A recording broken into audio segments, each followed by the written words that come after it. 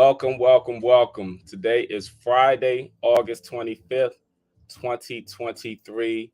And thank you for joining me for another episode of Real Estate, Real Life, Real Talk, and Real Live with your host, myself, Damon, the agent, coming to you on this Friday. Thank you all. I appreciate you all joining me each and every Friday. Want you all to know if you all have any questions for me today, please send those questions in. I do have a lot of questions to answer, but as you all always know, I always like to start with real estate topics. So, what's the latest real estate trend going on? So today, I am going to talk about acquiring investment properties. I'm going to briefly go over that because that's been brought up to me as far as people have been wanting how to do so. 2 days ago, I recently listed this property right here in DC. Those are two buildings. The one on the left is a 2 unit, the one on the right is a 4 unit. They're being sold together. So it's been getting a lot of attention because that's a total of 6 units. One unit is actually about to become vacant in the second building right here on the right, 150. So people were asking me, how do you acquire investment properties? And that really depends on numerous things. One, it always depends on the potential buyer. It also depends on if you're a first time buyer, if you're an investor. I'm sorry. Alexa, turn the volume down to two. Sorry about that. It depends on you all. It depends on how you're going to acquire the money. It also depends on what that investment property is going to be. For some people, an investment property is buying a property, renovating it, reselling it for a higher amount than what they bought it at, and also, minus the cost that it took to, fix the property up. They're trying to look for an investment as far as money is concerned. Another investment property is rental properties. Rental properties when people have, basically residual income coming in as long as they own the property. So in acquiring investment property is really going to depend on the buyer. Now, I always like to ask people, how will they always be financing things? And what do they plan on doing with the property? Because depending on what you plan on doing, whether you're holding it as a rental property or whether you're trying to renovate and fix it up, is going to also determine what you can do next. And then also how you're going to finance it. Because if you're buying a property to fix up and to resell it, you can acquire it using different methods of fundings. Of course, cash rules supreme regardless of how you're buying it, or hard money loans. That's when hard money lenders basically loan loans. They charge a high interest rate, and it's all based on time because as long as you hold the property, you're being charged a certain amount per day. So the sooner you do things and sell it, you get the money back. But that's another means that people can actually fund an investment property. I always tell people to always do your research when you're trying to get an investment property, because it's really going to depend. Everyone who gets an investment property don't make money. And part of the reason they don't make money is because there's a certain formula that you have to use when you're acquiring investment properties, whether you're renovating a property and reselling it, or whether you're acquiring a property and you want to rent it out. There are certain formulas that are in place for a reason. That's why you have some people who can be very successful at doing those things and others who can lose a lot of money in doing those things. So if you don't take the proper steps or ask the right question, it can actually cost you money, because understand that all investments are not profitable. But the key when you invest is to be profitable. So in doing so, like I said, when you're trying to acquire an investment property, it's always going to begin with you, the buyer. What are you trying to do? Are you trying to rent the property, trying to get rental properties? Are you trying to get a property to, fix up and then resell it? And then also sometimes even with either or, like for example, if you get a property to fix up, how are you going to fix it up? Are you going to completely gut it out? Or do you just think like painting it and putting carpet down is going to give you a return as it does the person who sold the house across the street that completely renovated the home? So all these things plays a huge factor, because the number one factor when it pertains to real estate is location, location, location. And then the second thing is the condition of the home, the quality of the home. So there's a lot of variable factors when it pertains to acquiring investment property. So I just wanted to go over that, but also know that when you are acquiring properties, and especially for like the rental aspect, If you're acquiring a rental property, it depends on it's going to be your first property or is it going to be more than your first property? Are you going to already have a primary residential? And if you're funding it not going through, let's say, hard money loans or with cash, and you're going to go the traditional way using lenders are going to ask these questions for a reason, because whether or not it's your primary residential or an investment property is going to determine how much money you put down. Because most of the time when you're getting a second or third or whatever property, the lenders require that the homeowner put more money down on their second property, because they know that between that home that you have as your first one and the one that you're about to buy, that one of them are investment property, because you cannot live in two properties at the same time. So because of that, Uncle Sam wants a piece of the pie of everything. So of course they're going to hit you with money down and everything. So it really going to depend on your financing, what you plan on doing, and you. Now there are ways to acquire property, with lenders and stuff, whether you have bad credit or not.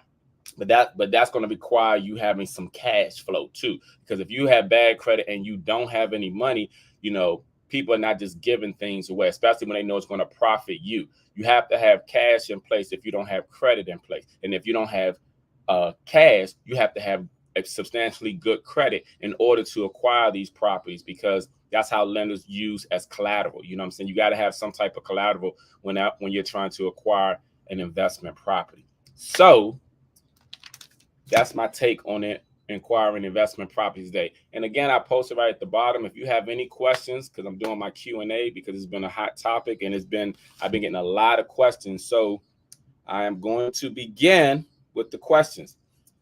Someone asked, can you buy one home and rent out the other? How do they look at your income? Can you buy one house and rent out another? How do they look at your income? That is a great question. And that is very similar to what I was just talking about. The lenders look at your income. What happens is, like I just briefly mentioned, when you have one home, okay, and you're trying to get another home and you're trying to rent out that home or the second home, the lenders tend to look at that home. They're going to hold that house against you, unlike they did 15 years plus ago, which was 2008. Yeah, when the housing market crashed, a lot of people were acquiring homes back then. And what they were doing is, once they got their forever home, they'll let the first home go into foreclosure. So the lenders have changed the guideline. And that because back then, the lenders, whether you had a home, 2 or 3, they didn't count any other homes against you, as long as you got approved for a home. Nowadays, they do count the home against you. So you have to be able to qualify for both homes unless you get a second co-borrower with you on the other home. And they look at your income with that, and they look at that first mortgage on the other home as well too. So they do that. The other question is, how do you know what interest rate to expect? Okay, now when it pertains to interest rate, that is so unpredictable. The interest rate changes daily. That's like the stock market. We do not know what to expect when it pertains to interest rate. And if someone says they do, they're lying. They're taking an educated guess, when it pertains to what the interest rates are, because of the fact is no one knows what the interest rate is. Interest rate fluctuate. If you look at the past 30 years, you'll see that they change. Now, what to expect? You can't expect anything, but here's the thing. The better your credit is, the better your interest rate is, because here's what people don't seem to understand about interest rate. If the interest rate, I'm just using this as an example, because the interest rate is not this number, but I'm about to say if the interest rate is 3%, okay, and your credit score is right at the edge of getting approved for a home loan, or even when it pertains to financing, you're not necessarily going to get the 3%. What you have to understand is, though, people who have the better credit get the lower interest rate. It's just like when you see credit card commercials on TV and they say 0%, or you see car commercials on TV and they say 0%. But then when you go to get a credit card, you got a 22%, or you go get a car loan and you have a 16%. And that because it's based off your credit. So understand, the better your credit score, the lower the interest rate is. But interest rates are unpredictable, so we cannot talk about as far as what we would know on that, because no one really knows. People are just taking guess. Of course, we're all speculating that the interest rate is going to go down eventually, but we don't know when. Okay. Someone said, is there a difference between a real estate agent and real estate broker? Is there a difference between a real estate agent and a real estate broker? Yes, there is. A real estate agent, excuse me, a real estate agent is licensed to help buyers and sellers with homes, and they're paid a commission when the deal is complete. A real estate broker does the same, but they may or may not own a brokerage where they employ real estate agents. Okay, so in some cases, you have some brokers who are affiliated with a real estate company, but they don't own the they don't own the brokerage, but they are to, somewhat manage the agents. Okay, a real estate agent, they, like I said, they both, brokers and agents, help buyers and sellers with real estate transactions, and they're paid a commission. They both do that. The broker just has the title of broker, and sometimes they are the owners, and sometimes they're not, and they normally manage or employ agent. Question. Okay. Someone says, hold on, I got some more questions. I got a lot of questions. Someone says, talk to the orders about if they may be thinking of selling a home. What involves right now? All right. Someone said, when it pertains, if someone is thinking about selling a home, what does it involve right now? About the comps. What are homes selling for versus some areas versus other areas? If someone is thinking about selling their homes, what does it involve right now?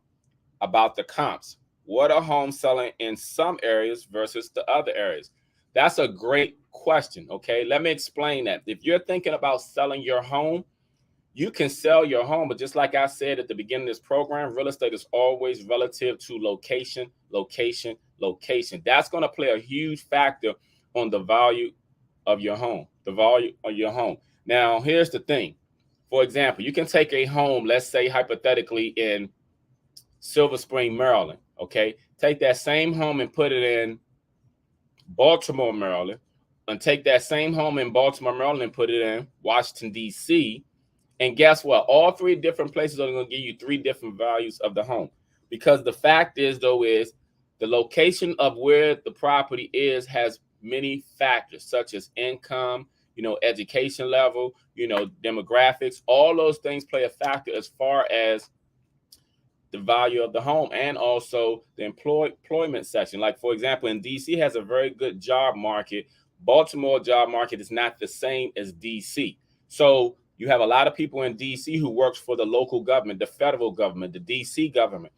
Baltimore doesn't have that same type of employment in that area. So because of that, that plays a huge factor with the prices of home costs. That's why a lot of homes in Baltimore are way cheaper than homes in DC. Someone also said, will the price of houses ever come down? That's a very good question, but let me explain what goes on. The price of homes, goes with the economy. So if the economy is doing well and people are still able to buy, home prices are not going to go down. If we hit a recession and we're in a recession and people are unable to buy, then prices will go down. As long as people are able to buy, prices, don't normally go down. And it also has to do with supply and demand. Now, here's another thing. If the supply is low, the demand goes up, because here's the thing. There are people who need to move all the time. That's why you always see all these places building new construction. You see new apartments go up. That's because there's so many people. There are more people on the earth today than there once were, like, let's say, 30 years ago. So because of that, because people are multiplying as far as being born, even though unfortunately so many people pass away, there's so much more that are born. So because of that, there's a supply and demand. So as long as the supply is low and demand is high, prices won't go down. Now, here's the thing. And as long as people are buying, prices won't go down. Now, I know people are waiting on prices to go down, but let's just look at things from a realistic point of view. This is 2023. If you go back 23 years ago when it was 2000, the price of the house today are higher than it was in 2000. If you go back 30 years ago before then, let's go 20 years before that, which was 1980. The price of houses in 2000 was higher than 1980. So here's the thing. Over time, everything has gone up. Gas prices have gone up. Like, I think gas prices are around $5 now. I know that's what I pay for mine. But I remember when gas price was like 79 cents, 89 cents, 99 cents. Never over $1. Now we're $5. That's because everything has gone up except most people's salary. But there are a lot of jobs nowadays that pay more than they once did, let's say 30, 40 years ago. So As long as people can afford to buy, the price of homes will not go down. Okay. Got a lot of good questions today. Someone said, can a real estate agent represent the buyer and seller at the same time? Can a real estate agent represent the buyer and seller at the same time? And the answer to that is yes, as long as they both know about it and as long as they both sign what is called a dual agency form and they both sign off on it. Yes, they can. A real estate agent can represent both the buyer and seller at the same time, as long as they both know. It's called dual agency, and they can both be represented. In most cases, for example, in a situation like that, the agent has the listing in most cases, and a lot of times buyers who are not represented by an agent will ask the listing agent, can they write the contract for them in hopes of the seller accepting that offer. So that's why some people do it. But to be truthful, you should always be represented on both sides, because what you have to understand is the listing agent always represents the seller. They don't represent you. They can write the offer for you, but they don't represent you. So here's the thing. They already know what the seller wants. They already know what the seller's trying to do. If you had your own agent could try to negotiate the problems down for you. And let's say hypothetically, the listing agent's writing that offer for you. They may not tell you everything to do. They may not tell you to get a home inspection. And then if things come back on a home inspection, they may not fight to say, we want this taken care of, because they're representing the seller and they want to close the deal. So it's always best to get your own agent, because you'll get full representation when you have your own agent rather than letting the listing agents write the contract for you. But yes, the answer to that is yes. The agent can represent a buyer and seller at the same time. Can a real estate agent decide that they don't want to represent the buyer and seller at any time during a deal? That is a good question. And the answer is yes. Both parties can terminate the contract if they want to. Now, even though, like on a seller side, they sign a listing agreement, and with a buyer, they sign a buyer agency agreement. If any parties, even the agent, if they feel as though at any time during the transaction that they would like to terminate that relationship, they can do it. Everything just has to be in writing. The one key thing about real estate is everything has to be in writing. As long as they both agree to it and then they sign off on, a form that's written up by the agent, yes, they can terminate the agreement. Yes, so a real estate agent can decide that they don't want to represent the buyer or seller at any time during the deal. Now, here's the thing, though.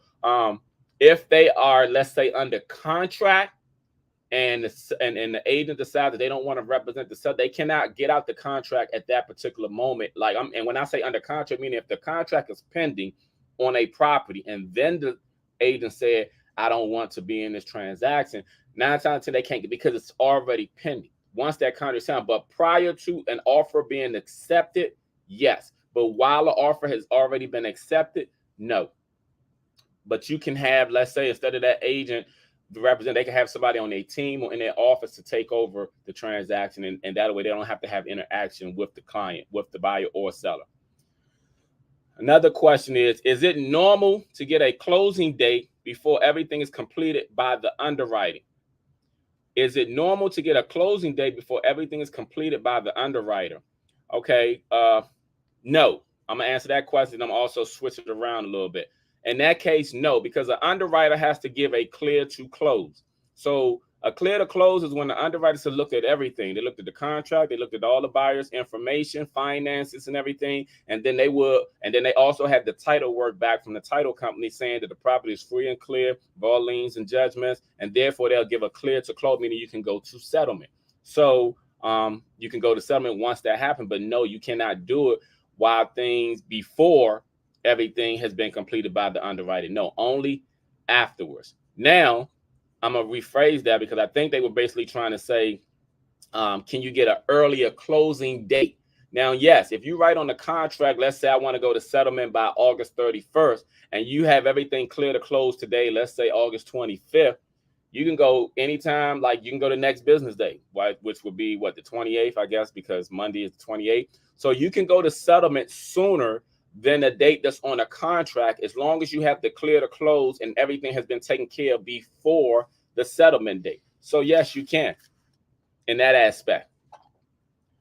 on this one. It said, is there a time frame to close on a home if you don't close on the original closing date?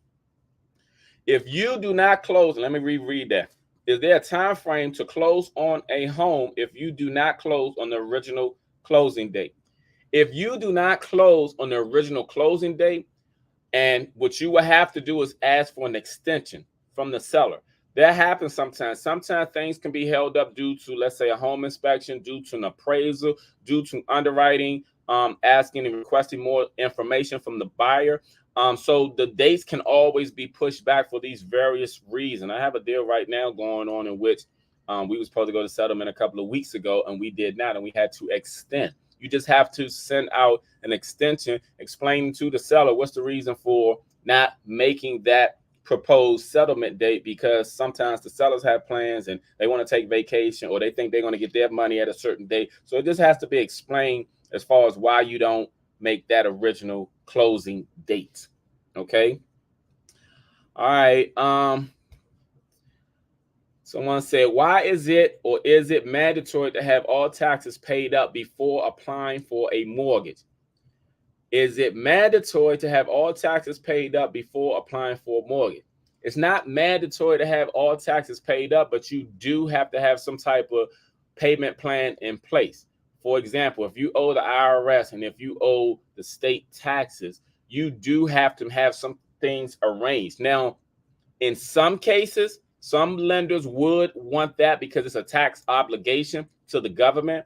And a lot of times governments don't want you to own a piece of property without paying them first. But in a lot of cases, if it's a state situation, if you owe state taxes, a lot of times you can get approved.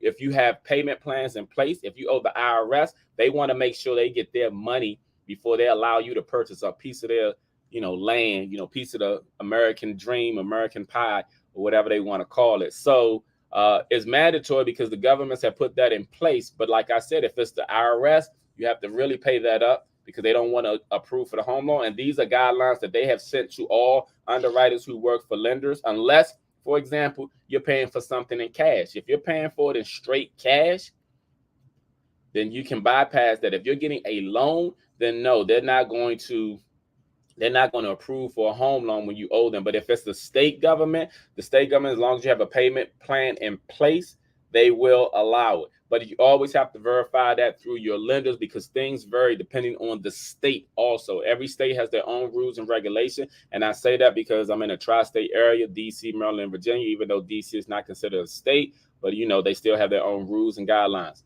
So that's why it's mandatory. The government has a role in that. Anything pertaining to taxes, understand that the government is playing a role in it. Someone said, if I am paying for my house in cash up front, is there a need certain documentation? Okay, if I'm paying for my house in cash up front, is there a need for a certain documentation? Here's the thing. You don't need anything pertaining to a loan. Like you don't need loan documentations if you're paying for your house cash up front. The only thing you need to do is make sure that the title work has been cleared on the property if you're paying for a house in cash up front. All other documentations, such as loan documentations, you don't need. Just everything that's binding in the contract. All the terms of the contract is the documentation. And also when it pertains to making sure that the title work has been clear. Great question. These are great questions. If you all have any, please send them in. Someone said, is there really a better time of year to purchase a home? Is there really a better time of the year to purchase a home? That's a great question. And here's my professional advice. Yes, there is. I always tell buyers that during the winter months are the best time to purchase. The reason being is this, especially if you're somewhere where it gets cold and everything. People don't like to be out when it's cold. For example, during the winter months, it gets dark around 4 or 5 o'clock. On top of that, school is in session. So there are less people out looking at homes during the winter months than they are during the summer months. Summer months, the days are longer. You have people who are off from school. So that means everybody and their mama is going to go visit homes, during the weekday. Let's say, If they don't have anything to do, they want to go buy houses. And then on top of that, the reason why the winter months are the better time is because you have less competition as well too. During the summer months, you have to understand there are plenty of mothers who are trying to get their kids in school and in place in a certain district before the school year. Like, for example, school starts in this area, I believe, on Monday. There are a lot of people who are trying to move before the middle and beginning of August. The reason they're trying to move is so they can be in place and so that they can basically have their kids enrolled in a certain school district before school starts. So you have a lot more people who are out there looking, really beginning right once spring break hits. After spring breaks, from spring breaks to September, from March through September is the busiest month when people are buying. People buy all year round, but the best time of year is the winter months because less competition. And then sometimes houses are sitting on the market a little longer, so you can sometimes negotiate the prices of the home. So is there a better time to buy of the year? Yes. If you're patient enough, if you really want to understand that during the winter months are the best time, they are the best time, because a lot of people don't want to move when it's 30 degrees outside. So, people want to be comfortable. Everybody want to be comfortable. So, nobody wants to move when it's 30 degrees outside. And, like I said, it's getting dark at 4 o'clock. So the winter months are the best time if you're looking to get the best deal. Yes. Okay. I got more questions. What factors go into determining the equity in my house?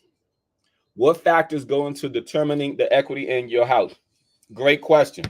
Your monthly payments is the main determining factor what's going on. On top of that, the house value increases in equity over time. So when your payment is, what happens is this. Let me use these numbers for an example. Let's say you have a $200,000 balance, mortgage balance, and you're paying on your most loans are typically 30 years. So you're paying your mortgage. At first, you're just paying the interest for the first. Is it the first 7 years? I can't recall how many. I think it's the first 7 years you're paying the interest down. And then after you're paying the interest down, you start knocking down the payments of the balance in a snowball effect. On top of that, as house values increases, let's say you were at 200,000, you paid it down and it's down at 150 now. Okay. But then when you bought your house, it was at 200,000. But now that the house around the corner just sold for 275. Just use that for an example. So now you're at 150, but the house around the corner is 275. So now you have over $100,000 worth of equity. So as long as the house values increases and your monthly payment balance is going down, those are contributing factors into determining the equity that's in your home. Okay. Someone said, what are the pros and cons with purchasing a new home? What are the pros and cons with purchasing a home that needs repair versus a home that is newly built? And why? Would the home that needs repair be better suited for an investor versus someone who wants a home to live in? Again, what are the pros and cons with purchasing a home that needs repair versus a home that is newly built? Okay. Here are some of the pros with purchasing a home that needs repair. In most cases, they're priced less than a house that is newly built. A newly built home normally comes with the latest appliances, the latest updates. So everything costs, quality costs. A house that needs work, let's say outdated, needs to, typically they're much cheaper, but you have to do your research because depending on the area, they may not be that much cheaper. Sometimes the pros is people like to, build a home and to fix it up the way that they want compared to the home already being, brand new and already a certain way. They might like it because it's new, but they might not like the design of it. So the pros in both is with the home that needs repair, a lot of times it's cheaper. You can fix it up how you want to fix it up. The home that's newly built, if you like new things and you don't want to fix up anything, those are pros. Now the cons to both is if you're buying a home that needs repair and it depends on how you're paying for these repairs, sometimes not the best suit. But if you have contractors, if you know people who know how to do things, then there's really not much cons to it. And then when it pertains to new homes, it just really depends. Some people say with new homes, they don't like the fact that they're built so quickly. Some people don't like the fact that they're designed. They don't like how how things are with some new homes. They think the rooms are too small. So those are some of the cons when it pertains to new homes. You say, will the home that need repairs be better suited for an investor?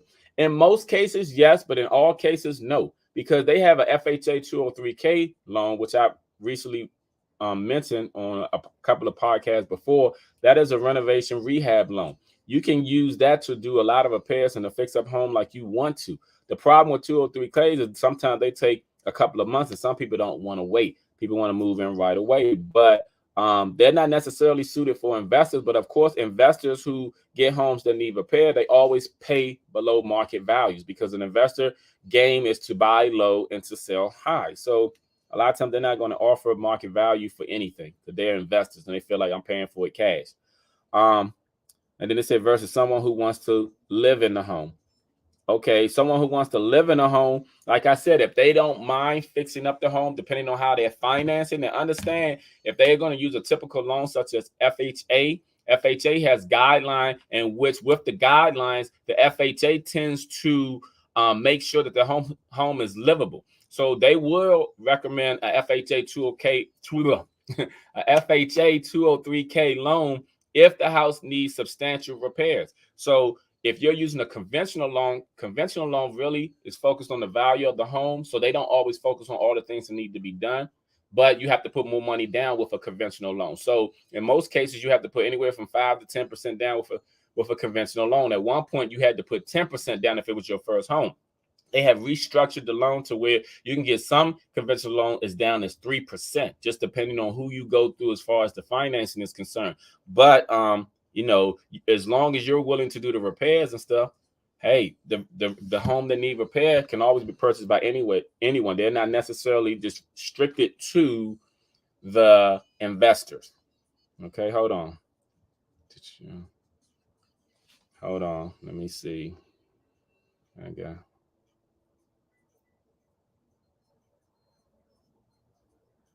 Someone asked me, do I have any investors to connect with in this area? Yes, I do. I do have investors to connect with in this area. So depending on what you're looking for, specifically what you're looking for, I do have investors to connect with in this area. Someone said, what is the value and purpose of an escrow account?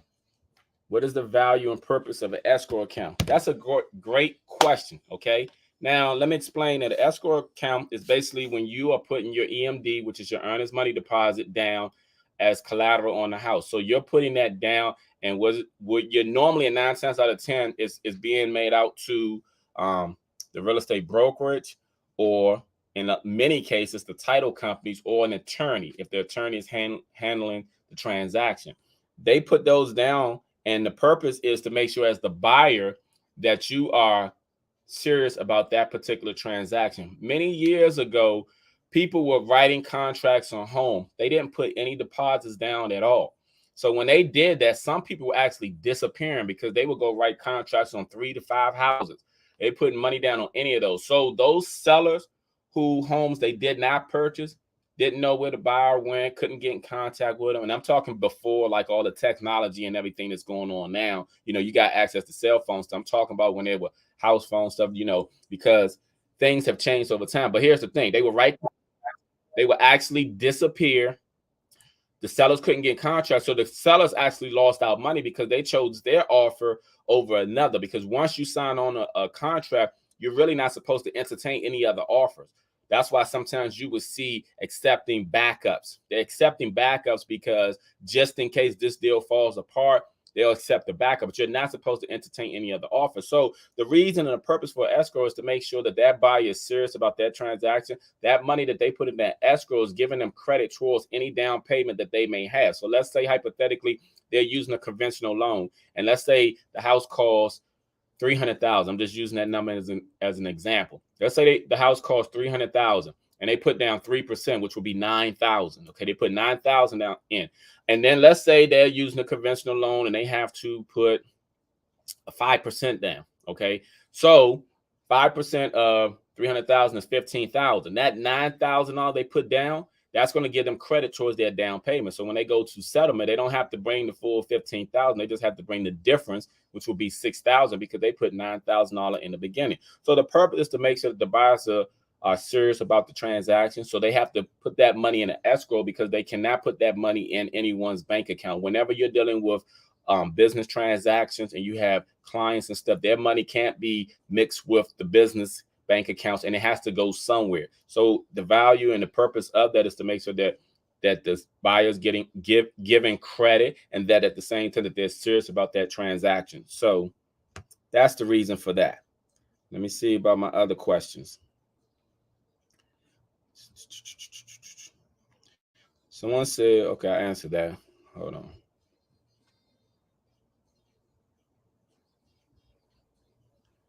Okay, someone said, although interest rates are up, the prices of homes are not coming down yet. Although interest rates are up, the prices of homes are not coming down yet.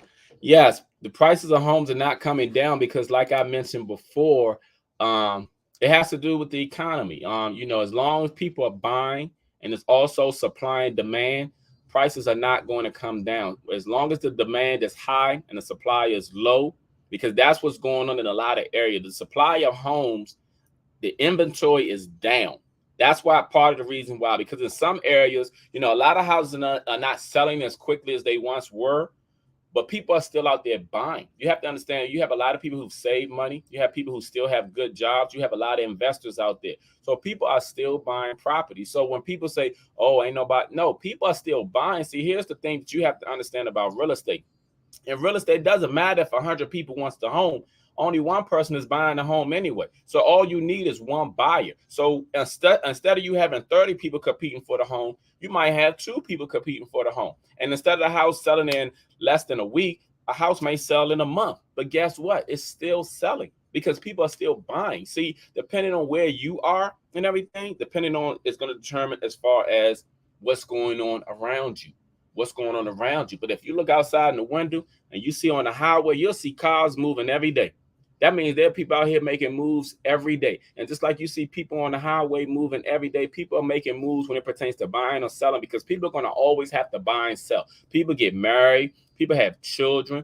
People move to different states and city. People go through divorce. People downsize. People kids leave. People are in the military.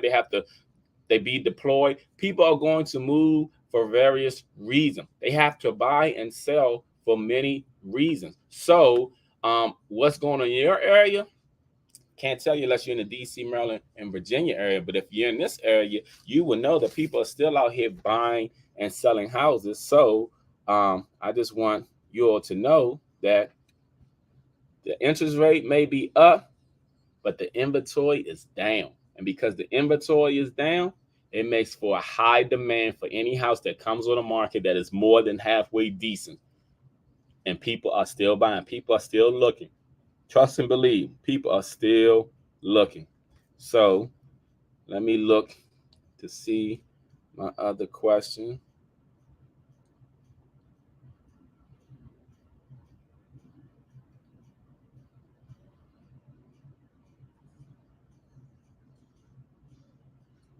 Hold on. Gotta make sure I got all my questions in. Okay. All right. That's it on the questions. So give me 1 second and I'll be right back.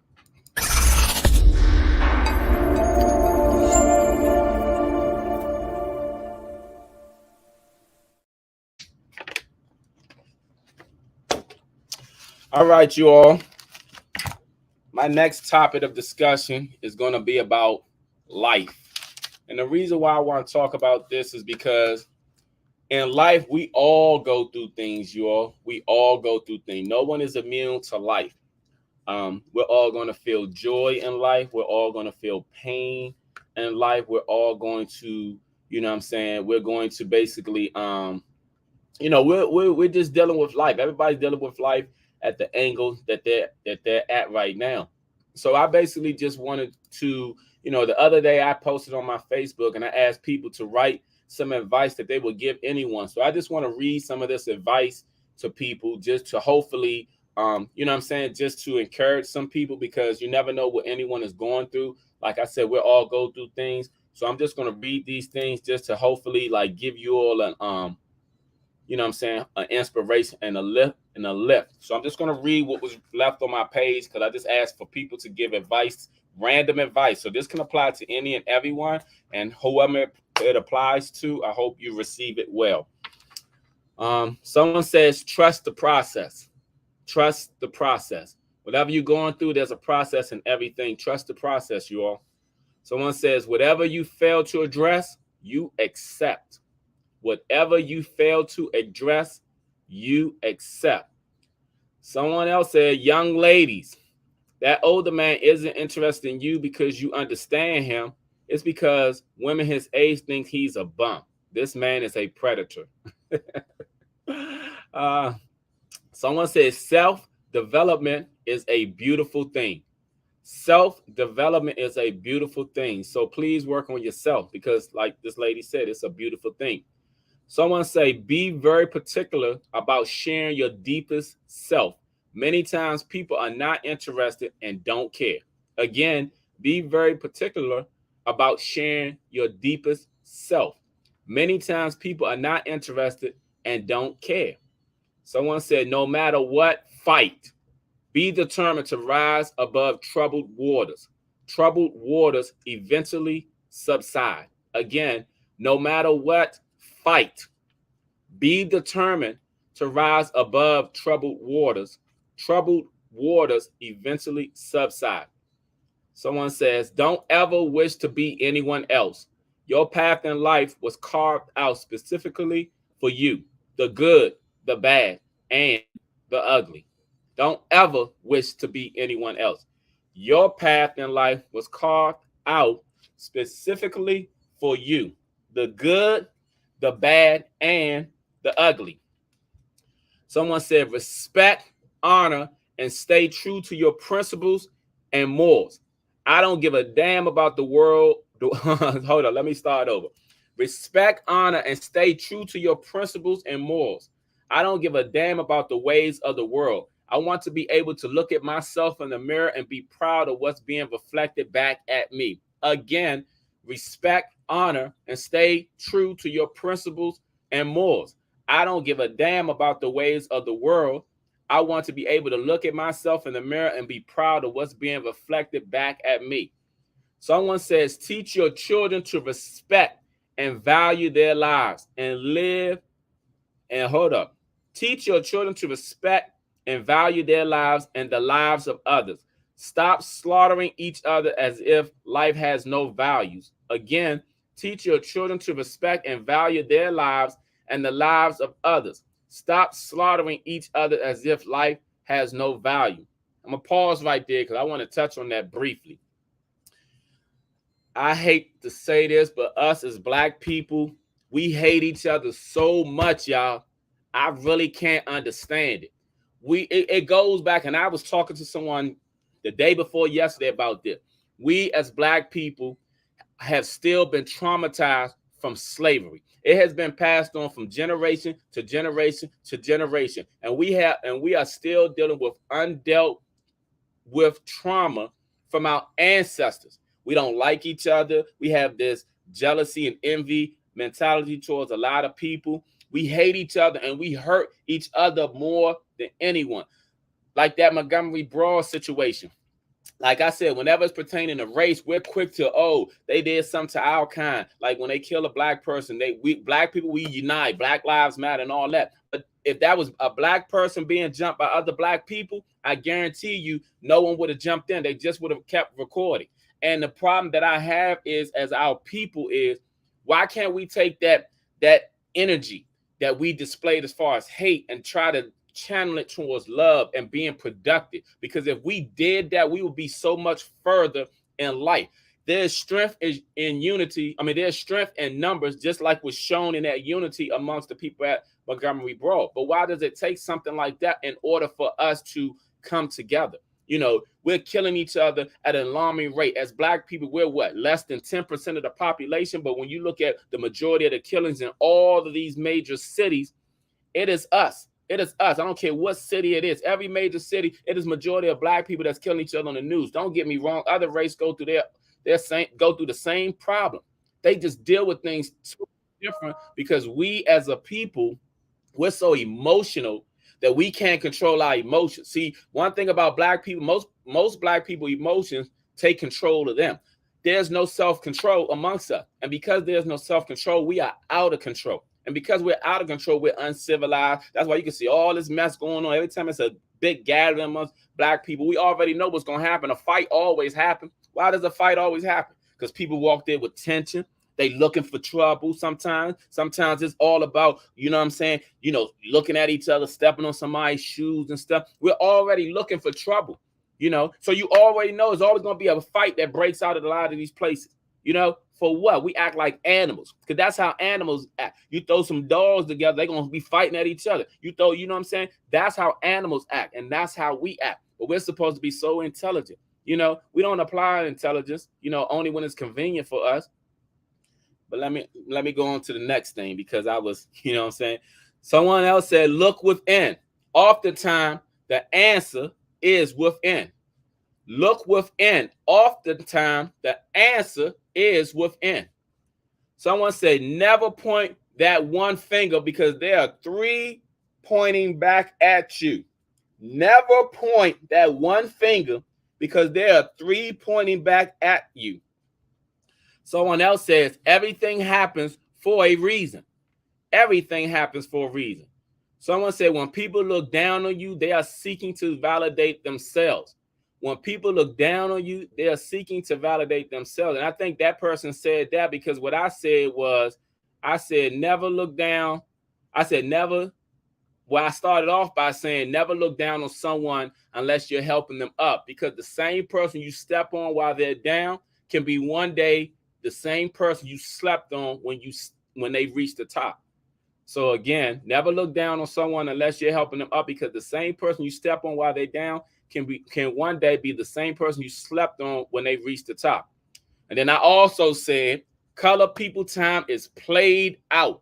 Stop using that to justify you being lazy and irresponsible. Try being early for a change and watch how rewarding it will be. I say that from personal experience because anybody who knows me know 9 times out of 10, I am early for everything. I am early. Even one of my daughters will tell you. She said, Dad, one day she got in my car, she was like, and she just leaned up and gave me a hug. And she was like, Dad, I love you so much. I was like, oh, I love you too, baby. She was like, because you're always early. And then she was telling me about, people who are always late. But I always told her that even when you show up at the time, you still late. If you're supposed to be somewhere at 1 p.m., you still late. You know what I'm saying? So try being early, people. All that color time stuff, I can't stand it, because all it does is show me is you did not factor in traveling time, because that's all the difference is. Factor in traveling time. It might take you 30 minutes, it might take you an hour to get somewhere. Factor that in, and then you'll know what time you need to leave by. If you got to be somewhere by 1, leave by 12. Don't think you can leave out at 12:40 and get there on time. You got to be about 1, but it's going to take you 45 minutes to get there, because all that is just being irresponsible, whether you realize it or not. I also say never judge a book by its cover. People, please stop doing that. Y'all look at people, y'all size people up. Y'all think y'all know people. Y'all really don't know people. Y'all don't know what people go through, what people been through, what people going. Y'all look at a person and think y'all know people just by looking at them. Come on now. Y'all can't even figure your own self out, but yet alone, y'all expert with figuring somebody else out. Again, stop judging people by their color. So I want to say, always keep God first, and then everything else will follow you. Matthew chapter 6, 33 and 34. Always keep God first, and then everything else will follow you. Matthew chapter 6, 33 and 34. So someone said, this is part of a poem, but the meaning is so true. You have to take the good with the bad, smile with the sad, love what you got, and remember what you had. People change, things will go wrong. Always remember, life goes on. That's a good one. This is part of a poem, but the meaning is so true. You have to take the good with the bad, smile with the sad, love what you got, and remember what you had. People change, things will go wrong. Always remember, life goes on. Someone said, just because you can doesn't mean you should. Just because you can doesn't mean you should. And that happened to me on Saturday. You know what I'm saying? What you got to understand is, though, is the way where we are in life is based on the directions that we have made in the past. And where you go in the future is going to be based on the decisions you make. And again, like this person say, just because you can doesn't mean you should. You got to think about things, people. Somebody said, never loan money you don't have. Never loan money you don't have. Someone said, don't be quick to burn any bridges with people. You never know who you are going to need. Never be quick to burn any bridges with people. You never know who you're going to need. Somebody say, chickadee check yourself before you wreck yourself, because shotgun bullets are bad for your health. That's come from a song too, I remember. Chickadee check yourself before you wreck yourself, because shotgun bullets are bad for your health. Someone say, look both ways before you cross the street. Look both ways before you cross the street. Now, even though that's simple, y'all, there's too many people who out here who get hit sometimes. Sometimes it's not their fault, because you got people out here who are driving recklessly, speeding, not paying attention and respecting pedestrians. Sometimes these people act like they just, forget the pedestrians. But, you know, please look both ways before you cross. Someone say more prayer equals more peace. More prayer equals more peace. Someone said a wise head holds a still tongue, and a still tongue keeps a wise head. A wise head holds a still tongue, and a still tongue keeps a wise head. Someone said, treat the janitor like you treat the CEO. Stay humble. Treat the janitor like you treat the CEO. Stay humble. Someone say, pre-plan your celebration of life and leave a legacy of a will, not a bill. Pre-plan your celebration of life and leave a legacy of a will, not a bill. Look here, people. I'm going to touch on that probably in a couple of weeks, but that's a good one right there. Nothing beats a failure but a try. That is so true. Nothing beats a failure but a try. Let me elaborate on that a little bit, y'all.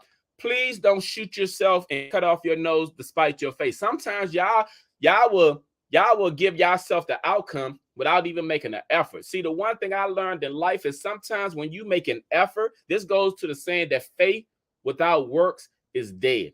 When you pray about certain things, and faith is the effort. When you make the effort to do things, sometimes doors open up for you that you can't even believe how it even happened. And again, that goes back to saying nothing beats a failure but a try. See, when you don't try, you've already failed. But when you try, you can sometimes win. And nothing is going to be a failure but a try. When you don't try, you don't have the outcome that you want, because you never made an effort to even try.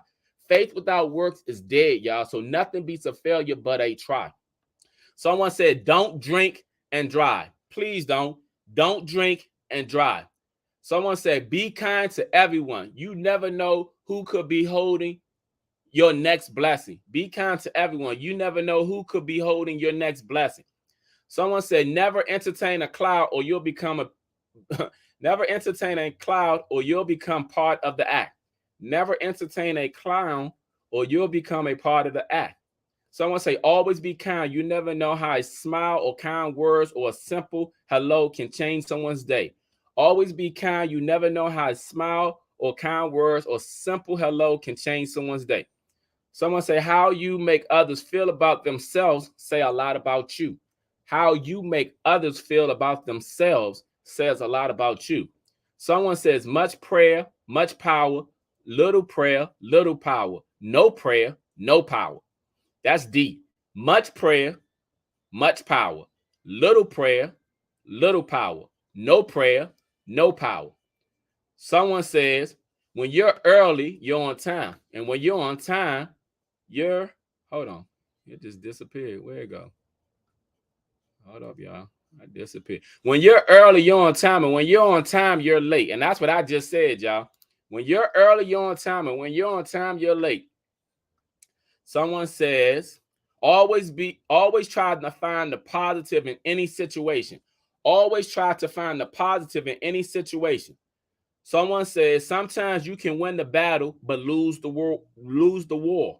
Pick your battles. Sometimes you can win the battle, but lose the war. Pick your battles. Someone said, if you don't like something, change it. If you can't change it, change your attitude. If you don't like something, change it. If you can't change it, change your attitude. Someone said a closed mouth doesn't get fed. A closed mouth doesn't get fed. Always ask for what you are worth. A closed mouth doesn't get fed. Always ask for what you are worth. Someone said, don't burn bridges. Again, don't burn bridges. Someone says, some things are not that serious. I learned. Some things are not that serious. I learned. Someone said, accept people and their differences. Everybody wasn't raised like you. Accept people and their differences. Everybody wasn't raised like you. Someone say, stop looking for home runs and step up to the plate. Again, stop looking for home runs and step up to the plate. Someone said, no matter what you're going through, greet people with a smile and a hug. It may be the only act of kindness they've experienced all week, month, or year. You could save a life. Again, no matter what you're going through, greet people with a smile and a hug. It may be the only act of kindness they experience all week, month, or year. You could save a life. That is so true, y'all. So many people are dealing with depression out here. Some people don't get love shown to them at home, whether it's with their parents or whether it's with their spouse. There have been many times that I've actually hugged people and greeting them, and people have not let me go. People tell me that I have a very addictive hug, but at the same time, I can feel when they didn't let me go that they haven't been hugged in a while, y'all. So again, that holds very true. Someone say, never lend money you can't afford to lose. Expect the loan is a gift. And that's true, y'all. Never lend money you can't afford to lose. Expect the loan is a gift. Someone says, do unto others as you will want done unto you. Do unto others as you will want done unto you. Someone said, God has established me. No fire can burn me. No battle can turn me. No mountain can stop me. This praise emanates from my soul, and it's the means by which I encourage myself when life begins lifing. Again, God has established me. No fire can burn me. No battle can turn me. No mountain can stop me. This praise emanates from my soul, and this is the means by which I encourage myself when life begins lifing. Again, someone says, treat people like you wanted to be treated. Treat people like you want to be treated. Someone said, offer encouraging words to offering encouraging words to people you meet, family and friends. Your kindness may be the push they need to make a positive move in their life's direction.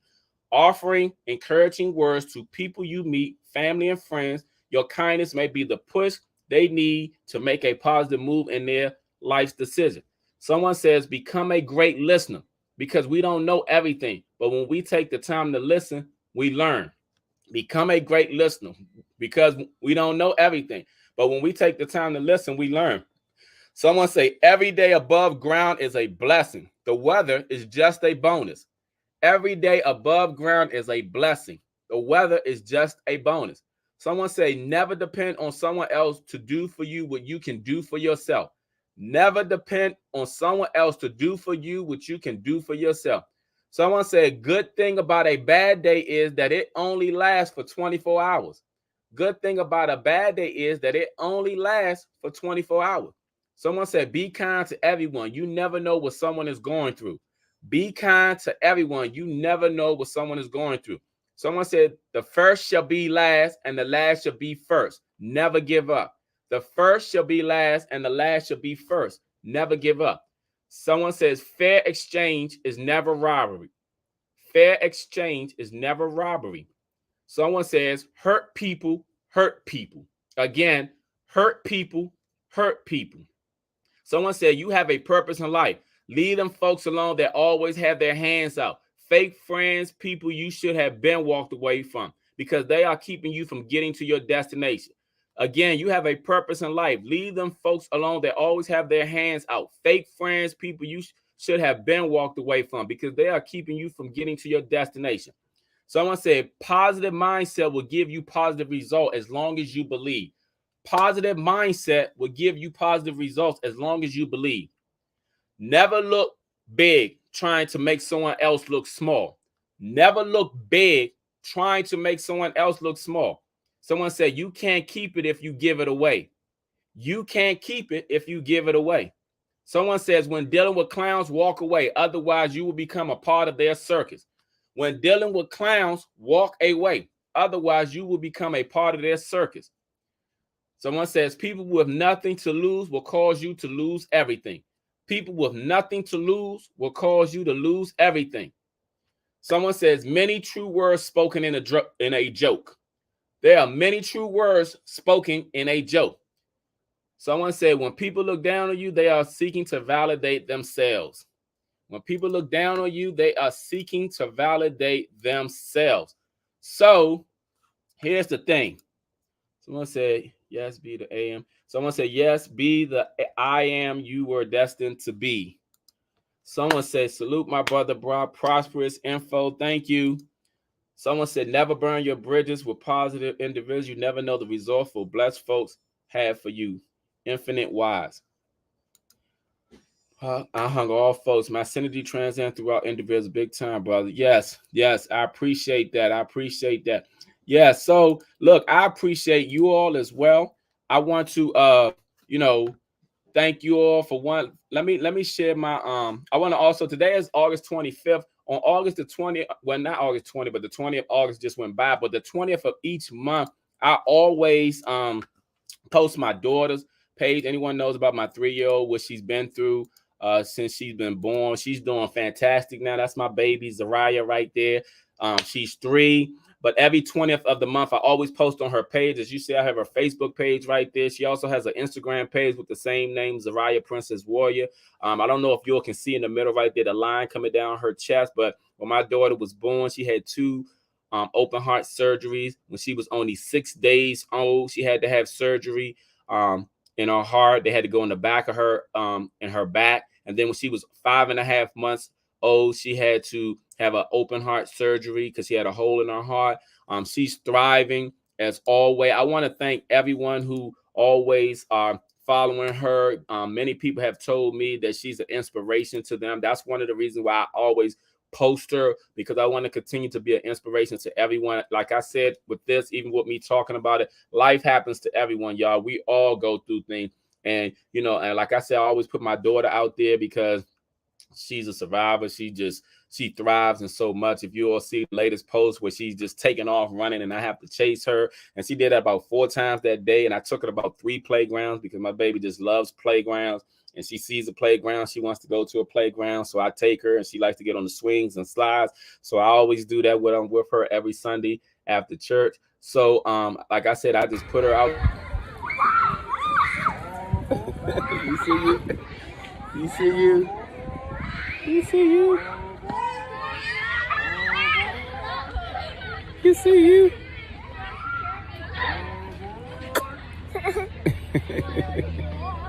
It's my baby. Yeah, so of course, I have 4 grown kids as well too, but I do have a 3-year-old. But I like to thank you all each for coming with me. I've been like 2 minutes over, the show, but I just wanted to say all those things. I hope those things resonated with someone in reference to going through things. Like I said, life be life, and all of us at times, we all need to hear words of inspiration. Again, I thank you all for always joining me. Please follow me on all my social media platforms. My daughter Instagram page is right there. At the same time, that's the same one on her Facebook page. If you would like to follow her on either or, same thing. Please, on my page, you can always find her as well too. Just click on her name on either one of my pages. It will take you directly to her page, and you can see all of what my babies are.